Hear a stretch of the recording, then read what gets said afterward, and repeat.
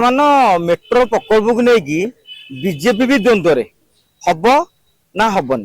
प्रथम किसी दिन द्वंद्व चलला कहले माटी उपरे तापर कहले माटी तले तेणु एमती चलला पर एबे कैबिनेट कहले जे नाही से पूर्व चुक्ति सब बातिल हो गला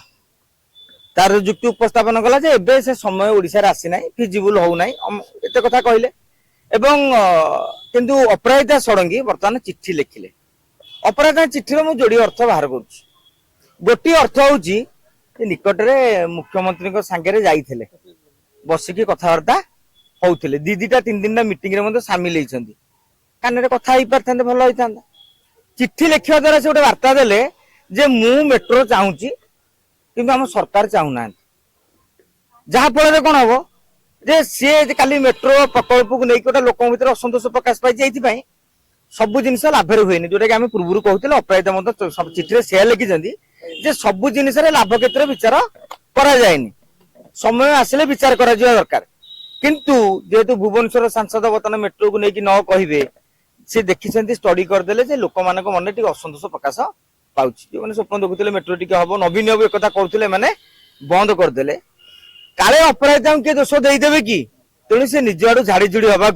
चिट्ठी लिखिदेले कहीं आप चिट्ठी लिखिकी प्रथम कौन देले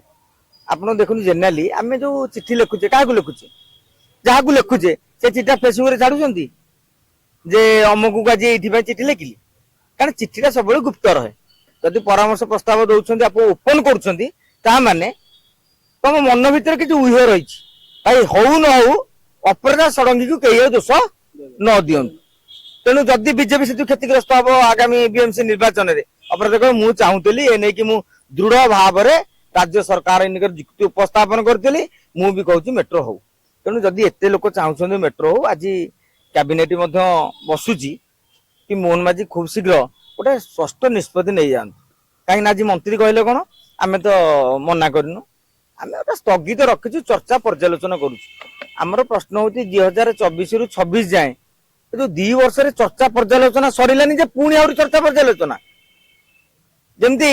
माने मु भाबुची गोटे बाकु बता कही गोटे खसी जिबार ए जो योजनाटी सरकार करूछंती वर्तमान एमपी तांकर विरोध कलेनी एवं आगामी दिन में साधारण लोक भी विरोध करेंगे तेणु सरकार ए दिगरे गोटे सकारात्मक पदक्षेप नेले भलो होता जो पैसा आज्ञा खर्च होइछि जेति परसेंट काम तर सरीथिला से पैसा तो कोन होबा जदि प्रकल्प न होय तल तो पैसा खर्च होइछि गोटे पत्थरटे पोता होइछि आ नडियाटे बाडा होइछि तो लोके प्रश्न करछन्ती गोटे पत्थर आ नडियाटे बाडा पय 273 कोटी टका खर्च होइछि जानि 273 कोटी ना 273 कोटी टका कोन आगेछि जे नडियाटी बाडी होइछि प्रकल्प उद्घाटन होइछि आ गोटे प्रोजेक्ट प्रस्तुत कराई तेणु ये 230 कोटी आप भावी दिंतु पानी रे पड़गला आश्चर्य हबार नहीं आमर केते टका पानी रे पड़ी जाउची ये गोटे टका उड़ीगला पड़गला कौन किंतु सरकार मेट्रो टी कले भल हुंता